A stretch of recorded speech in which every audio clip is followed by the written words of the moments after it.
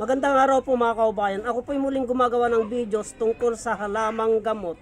Ang halamang gamot na ito mga kaubayan, ang kanyang ginagamot ay anti-cancerous, UTI.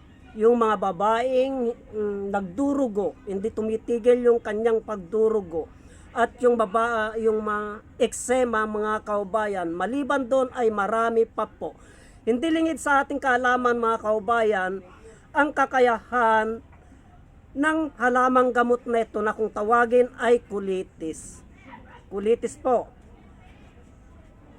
May dalawang klaseng kulitis tayo mga kaubayan na mabibisa. Pero ang pinakamabisa po mga kaubayan ay itong kulitis na wild. Ito po, native. Native po ito mga kaubayan. Pag tinawag na native, ito po yung matinik. Ito po yung matinik. At kung ating susurin maigi mga kaubayan, ang kakayahan nito ay marami po tayong benepisyong nakukuha. Ultimo ugat nito, katawan, tangkay ay pwede po mga kaubayan. Kaya wag nating baliwalain itong kakayahan ng halamang gamot na ito, itong kulitis na native mga kaubayan. Napakabisa po ito na panggamot sa karamdaman.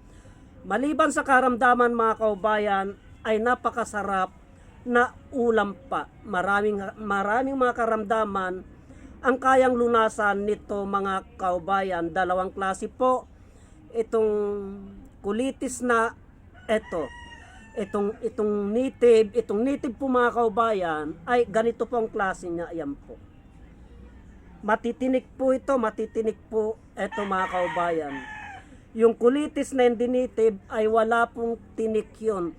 Yun po yung tinatawag na spinach. Yung spinach din po ito mga kaubayan.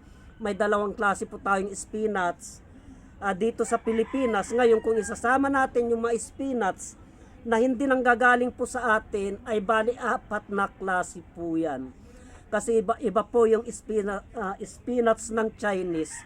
Yung binibenta po sa palengke. Kung atin pong ikukumpara ang kakayahan ng mga spinach na yan, ng kulitis na yan, ay nangunguna po itong kulitis natin mga kaubayan, kasi napakarami pong benepisyo na nakukuha natin dito sa UTI po. Mabisa po ito sa UTI, yung tangkay po nito. Yung tangkay nito, yung malalaki po. Kasama na pong ugat mga kaubayan, linalaga po yan para sa UTI sa mga nagdurugo. Sa mga nagdurugo mga kaubayan na babae, yung anti-cancerous po. At mabisa din po ito sa mga eksema.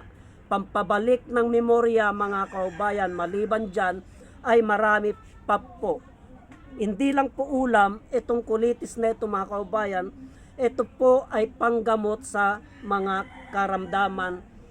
Itong kulitis na ito, kaya wag po natin baliwalain ang kakayahan ng kulitis mga kaubayan, sapagkat marami tayong benepisyo na nakukuha. Ito yung sugat na mahirap gumaling ay pag lagi ka pong uminom nito, lagi kang nag-ulam nito mga kaubayan, ay napakadaling matuyo yung sugat na mahirap gumaling mga kaubayan. Yung mga mahinang memorya yung mahinang memorya, yung medyo malabo ang paningin, pag lagi pong nag-ulam nito mga kaubayan, ay may kakayahan po na ibalik sa normal ang ating memorya, pampatalas po ng memorya mga kaubayan, at pampalinaw ng ating mata. Nawa po wag nating baliwalain ang kakayahan, ang kahalagaan ng halamang gamot na ito na kung tawagin ay kulitis. Hanggang dito na lamang po at marami pong salamat.